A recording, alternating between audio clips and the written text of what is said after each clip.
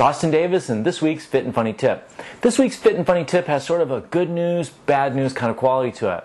A very close friend of mine's dad had a stroke at work. The reason this touched me so closely is about 20 years ago my mom had a stroke. And it can be really hard on a family. The thing about a stroke is it can happen anywhere, at any time. Fortunately for my friend's dad, it happened at work where they recognized him and they got him to hospital quickly. The thing about a stroke is, basically what happens is there's some sort of blockage to the blood flow to the brain.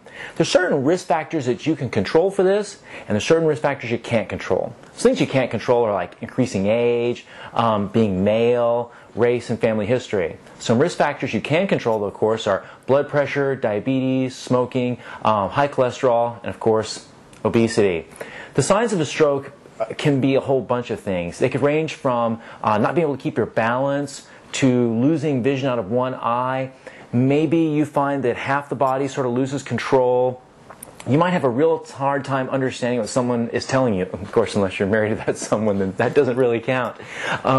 You also might have a real trouble with the worst headache you've ever had in your life. If you have any reason to suspect, whether you're in a gym, your home, your office, someone's having a stroke, there's a real simple test that could mean a huge difference between them possibly having permanent brain damage or even death. What you want to do is sit them down, and the first thing you want to do is get them to smile. You want to make sure that both sides of the mouth go up symmetrically. The next thing is have them do the Welcome to Houston position. Okay? Raise both hands, and you want to make sure they can raise both hands, and then have them repeat a simple sentence to you. Boy, it sure is sunny outside today, and see if they can get it back. Now, what if you say to yourself, I don't know, these symptoms could be or could not be a stroke. What do you do in that case? Hey, we don't risk what we can't afford to lose. In that case, you get them to a medical facility as quick as you can, or you call medical personnel, EMTs.